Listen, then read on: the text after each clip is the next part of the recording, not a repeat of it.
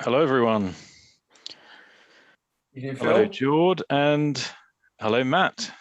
Hello, good to be with you. Thanks for joining us. So, Jord, we're continuing in Book 2 this evening.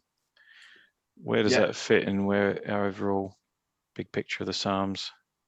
So yeah, we're in book 2, and as we're going to see shortly from the title, we come across one of these psalms for the sons of Korah again, which Ian spoke about. Do you remember, Phil? A couple of weeks ago Yes, now. so we've done a few of them, haven't we? So now we're in Psalm 47. We must have had, what, 5, I guess, these sons of Korah. Yeah, absolutely. And I think there's going to be some of the themes. We've got the title, obviously, in our big thematic studies that we've done. We've got Selah sort of halfway through the psalm tonight, and just some other things perhaps to look out for. Maybe we won't talk about it tonight, but things to think about in future sessions. There's, as we saw from that song, there's instruments for praise that I think we need to deal with that in one of the weeks, don't we, Phil? Mm-hmm. And different titles for God that I think Matt will deal with as we get towards the end.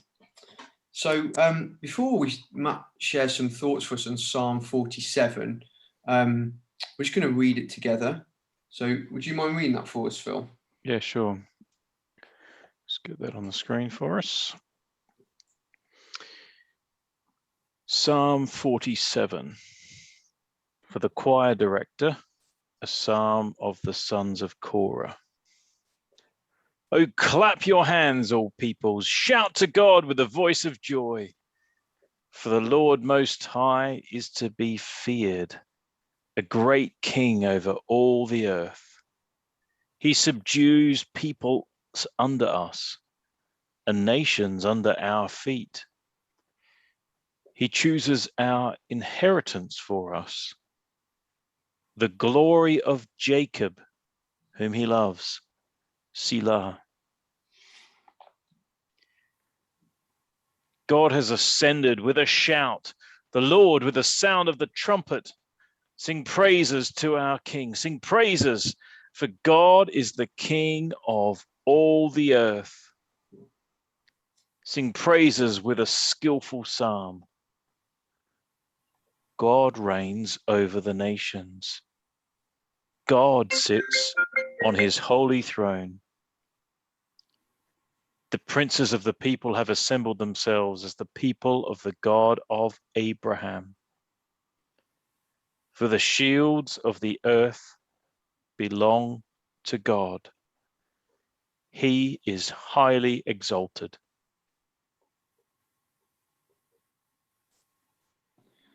Thanks, Phil.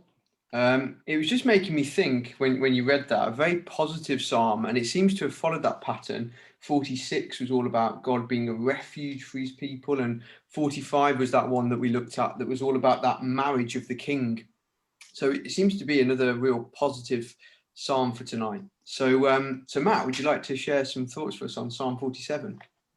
Sure. Well, I'm just going to look to begin with that first little section where we're talking about there's a picture, I guess, a picture of a large number of people. They're clapping their hands, they're shouting to God with a voice of joy. And there's a reason given there in verse 2, because the Lord Most High is to be feared. He is a great king over all the earth, and that he subdues peoples under us. So they're rejoicing.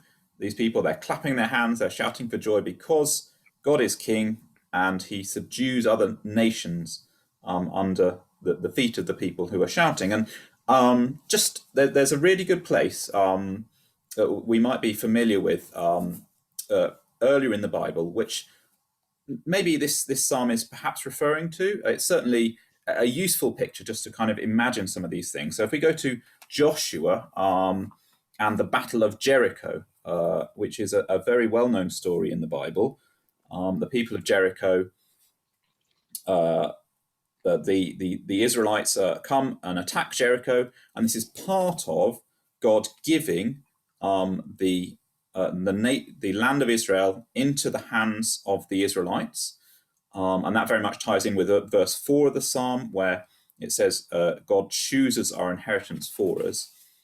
So if we just read a little bit from Joshua chapter 6, the people marched round the city for 6 days. They marched around once, and then on the final day they marched around 7 times. And in all that time, they have been commanded that they have to be silent as they march around. So we can see that in verse 10 there of Joshua chapter 6, verse 10.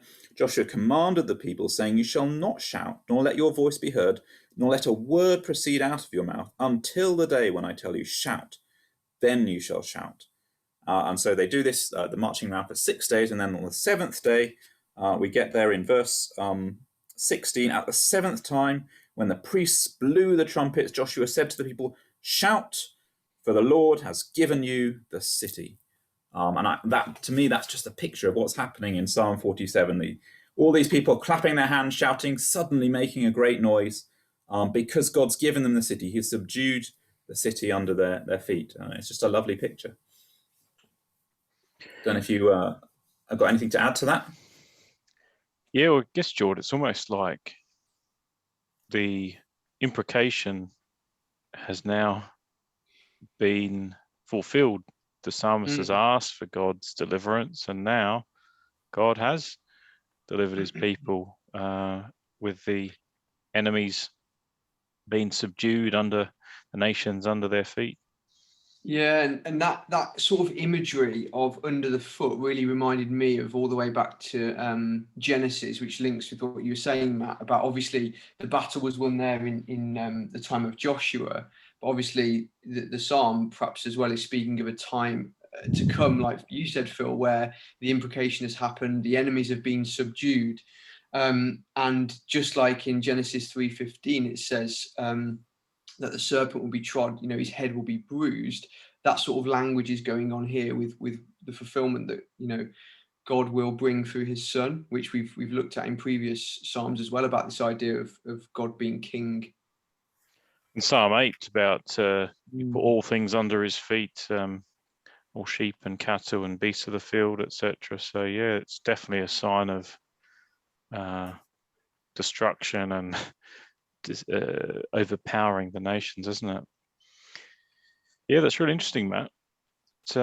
And particularly around the inheritance, wasn't it? You mentioned that's what the people were there to get their inheritance. That's right. It's God's inheritance. He's given the land into their hand, and that's I think that really ties in the idea that God is king over the earth. It's not for any of us to decide where we go or what we do. It's God's decision that he's chosen where we are, and particularly for the children of Israel, their inheritance, that land of Israel that he was giving them. I think that's just a nice illustration of what that is like, that big shout to God, and potentially a future shout as well, of a similar nature that we're looking forward to. Such a big contrast to those Psalms in Book 1 where David's constantly fighting against his enemies and they're subduing him, it feels like, in many ways. Interesting as well, Phil, that you make that comparison, just a quick one, with we spoke a lot, didn't we, how Book 1 was perhaps the Psalms of David, and yet Book 2 was more of the collective and the people, and that is definitely what we see here, and with the illustration that you just said about, Matt, in Joshua as well. So it's interesting that we're seeing these Psalms as more of a collective group, in opposed to perhaps a reflection under inspiration of David. Yeah. What's the next section then, Matt? Where does it go now? Well, there's obviously the Silah, and I guess you've looked a little bit at that. But the next section after that, then we get this bit. God ascends with a shout. It's worth sort of maybe thinking about a little bit about that. And the reaction, of course, is that repeated, I guess, command to sing praises to God. Sing praise. Verse 6 is very emphatic, isn't it? Sing praises to God. Sing praises to our King. Sing praises, that repeated refrain there. Just to look a little bit at what happens in verse 5, God ascends with a shout. What does that look like? Again, a picture, again, we can see from the children of Israel, this time in the wilderness, slightly earlier than Joshua. But in Exodus and chapter 19, we have the children of Israel on Mount Sinai, them sort of effectively meeting their God for the first time, this God who's led them out of Egypt. And there is great signs. So there's Moses is consecrating the people so they can come and they can be told by God what the situation is with their relationship with him. So verse 16, it came about on the third day when it was morning that there was thunder and lightning flashes and a thick cloud upon the mountain and a very loud trumpet sound, so that all the people who were in the camp trembled. So there's a sound of a trumpet, and again that's what we see in verse 5. God ascends with a shout, the Lord with the sound of a trumpet, and in particular then in Exodus in verse 19. When the sound of the trumpet grew louder and louder, Moses spoke, and God answered him with thunder. The Lord came down on Mount Sinai to the top of the mountain, and the Lord called Moses to the top of the mountain, and Moses went up. So again, just a picture of God. In this case, in the psalm, he ascends, but it's with the sound of a trumpet. This is all part of the presence of God being there, and it's again a powerful image. Lots of sound and fury, I guess we'd call it. We've got the thunder, we've got the lightning, we've got the trumpet, and God sort of thundering. I mean, we've got this. This is maybe a classic picture that we think of when we think of God with a deep booming voice. But I guess this, you can really kind of feel it in this picture that we get of that happening. And of course, then I guess the verses 6 and 7 are the correct response to that. You see God, or you hear God, and you understand how powerful he is. Well, that's what you want to do. You want to sing praises to him. You want to accept that he is God over you. Again, I don't know if you've got anything you want to think about that. Yeah, we've had the sound of God before, haven't we, Jord? I remember Tom. That was 29. Psalm 29. Yeah, there was a big refrain there of the voice of God and how it shook the wilderness and how it was powerful, how it thundered. And we was talking about, I remember at the time, like, that's just something you just stand in awe and you're fearful of. But the amazing response, as you said, Matt, was to sing, because the God's on your side. You're scared if he's against you, but that's such a thing to be so joyful for when you have a powerful God like that who is with you. It seems like, I guess, I thought that was really useful that you mentioned in Exodus 19 about the people of Israel, because they didn't really get it, did they? They were a bit scared, and they asked Moses to sort of cover your face because it was too bright, and we're all a bit scared of this thunders and lightning, which, I mean, I would be too if you're seeing it for the first time. But this seems to be like people who really understand God and appreciate who he is. Yeah. Reminded me a little bit as well with, I was just thinking the aspects, like you said, Matt, of God going up with a shout, and then it goes on to say, God is the king of all the earth in verse 7. It reminded me of Genesis 1 verse 3, where that's the creation account, and in verse 3 it says, and God said that let there be light, and that's the source of all life, and he is king of all creation. It almost takes us back there as well, with this aspect of this loud voice, this voice like a trumpet, that he is king of all creation and he's king of all life. But yeah, it's interesting because in Exodus 19, like you were saying, Matt, there's lots of aspects of ascension. So obviously God's ascended with his voice. You've got Moses in verse 3 ascending. And then I thought that was quite nice, where in verse 4, it talks about how God bore the children of Israel on eagle's wings and brought them unto himself. And it goes on to say how they're going to be a peculiar treasure, which again links back to that aspect of inheritance and, the people who are clapping their hands to praise God. So quite a lot of metaphors there that you brought out in Exodus 19, which are really helpful. Yeah.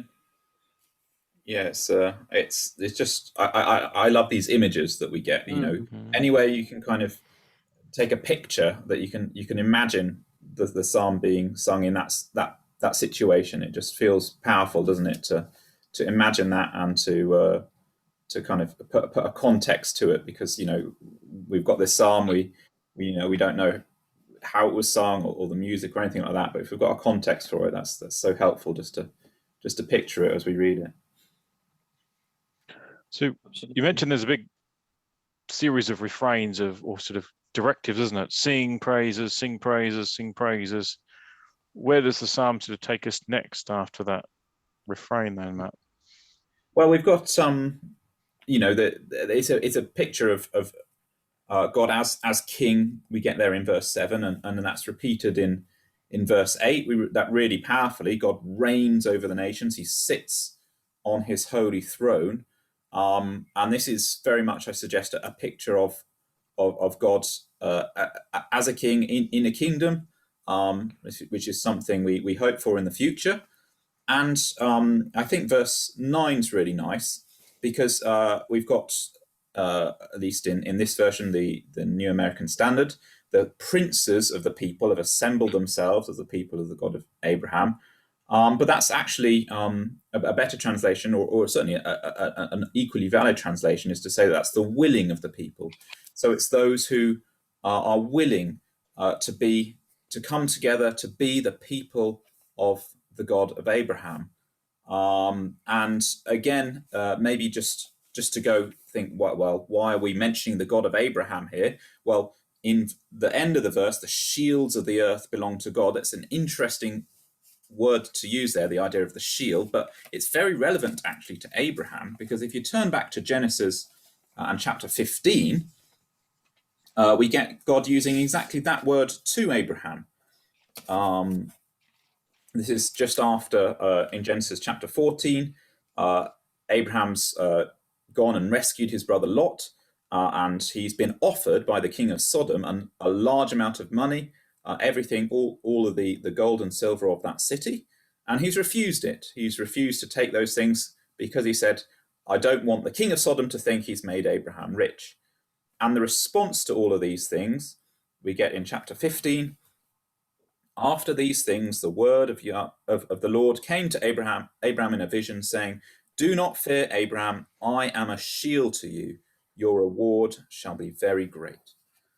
So that's that maybe that link there, the idea of the shield, God being a shield to Abraham, and protecting him and rewarding him, is then something that we can see when we come back to our psalm, that the shields of the earth belong to God. So God shields those who he wants to, and there's, I guess, then the picture of multiple shields, and therefore, I guess, multiple rewards for those who assemble and call on the same God as of course Abraham called on, which is just a lovely idea, that we can be this, we can serve the same God as Abraham served. We can have the same relationship that Abraham had with God, and that's a nice idea too. And maybe just while we're thinking about this this idea of, as I said, the princes, the willing of the people. Again, I like to find a picture where you'd sing this psalm. You probably wouldn't do it in that Genesis record, but maybe if we turn to Micah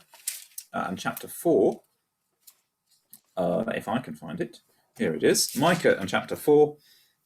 We have another picture of God. I mean, we saw that there in verse 8 of the psalm. God reigns over the nations. He sits on his holy throne. And Micah 4 is all about that picture. It will come about in the last days that the mountain of the house of the Lord will be established as chief of the mountains. It will be raised above the hills. The peoples will stream to it. Many nations will come and say, come, let us go up to the mountain of the Lord, to the house of the God of Jacob, that he may teach us about his ways, and that we may walk in his paths. So, I mean, there's more in Micah 4, of course, but again, I just love that picture of the nations willingly choosing to come, to assemble themselves, and to serve the God of Abraham. Just again, a lovely picture for the end of the psalm there, God reigning above the nations.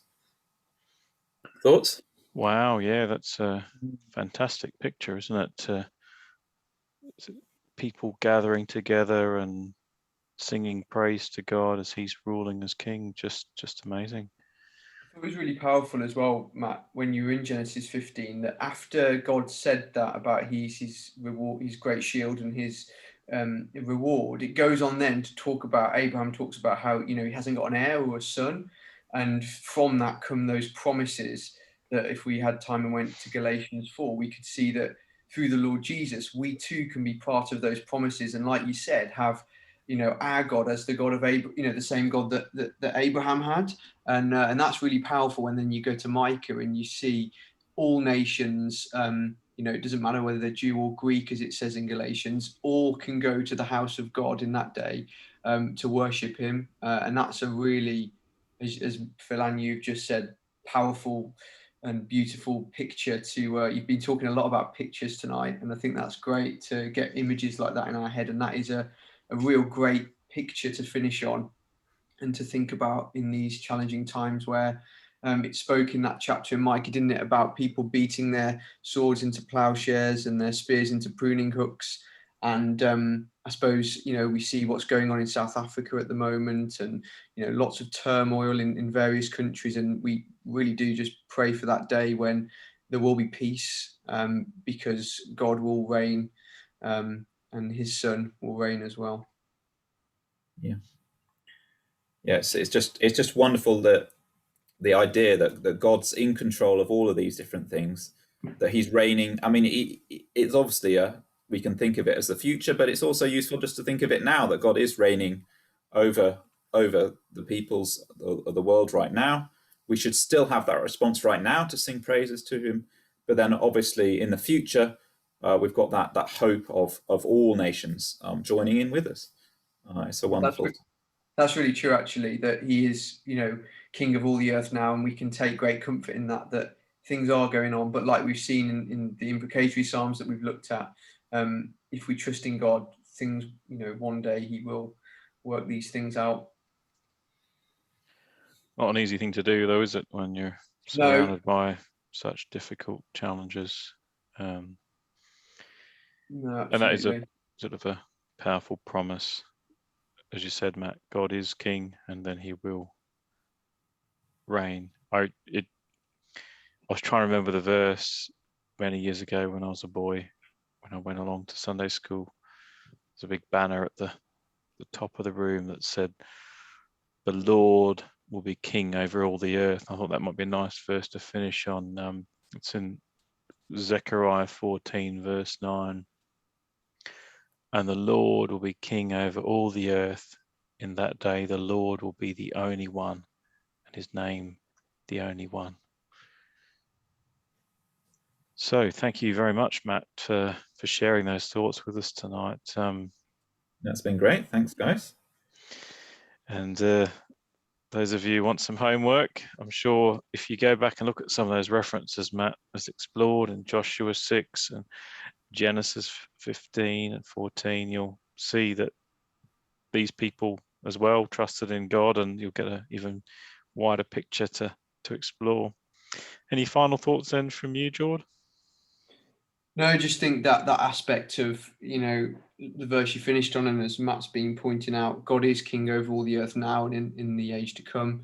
And we can take great comfort in that and reassurance in that. And I'm going to try and do that and make sure that I remember to thank him and sing praise to him, and remember his goodness towards me. So thanks both, and thank you everyone for watching. We hope you found this useful, as we have, and hope you will continue to watch other ones in the series, God willing. Till next time, God bless. Bye-bye.